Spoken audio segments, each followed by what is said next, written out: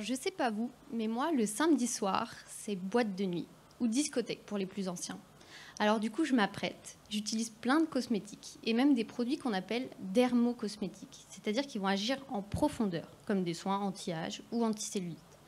Enfin bref, je mets le paquet.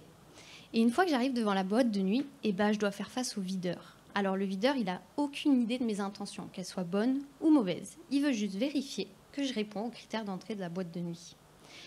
Figurez-vous que les produits dermocosmétiques que j'ai appliqués 1 heure avant, ils ont subi le même sort. C'est-à-dire qu'ils ont dû faire face à un videur redoutable qui est la peau. Fort heureusement, la peau, elle a un rôle de fonction barrière, c'est-à-dire qu'elle protège notre organisme des agressions extérieures. Ouf. Mais du coup, elle ne sait pas du tout faire le distinguo entre une bonne ou une mauvaise molécule.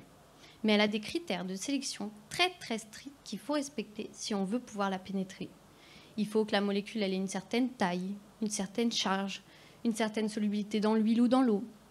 Enfin bref, cette barrière cutanée est un vrai fléau pour les produits dermocosmétiques. Et c'est là que je vais essayer d'intervenir. C'est-à-dire que je vais essayer pendant ma thèse de masquer les caractéristiques des produits cosmétiques pour qu'ils pénètrent plus facilement dans la peau et essayer de maîtriser l'endroit et le moment où ils vont agir. Alors comment je vais faire ça ? Je vais développer des capsules, des réservoirs dans lesquels je vais protéger mon actif cosmétique. Ces réservoirs, bien sûr, ils sont inoffensifs et ils répondent à tous les critères pour entrer dans la peau. Donc grâce à ces réservoirs, je vais réussir à faire pénétrer mon actif dans les différentes couches de la peau, mais il va bien falloir que mon réservoir libère l'actif. Et c'est également là que j'interviens. C'est-à-dire que mes réservoirs, ce n'est pas n'importe quel type de réservoir. C'est des réservoirs sensibles à un environnement, sensibles à une pathologie cutanée, un dysfonctionnement physiologique.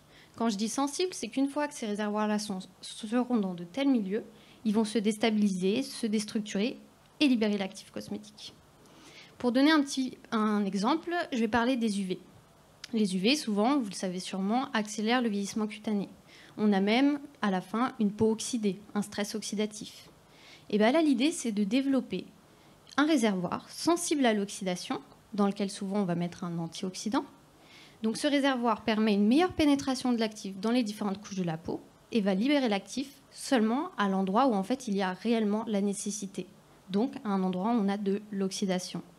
Donc c'est un peu ça le rôle de ma thèse, c'est de développer différents types de réservoirs sensibles à différents types d'environnements pour différents types d'applications.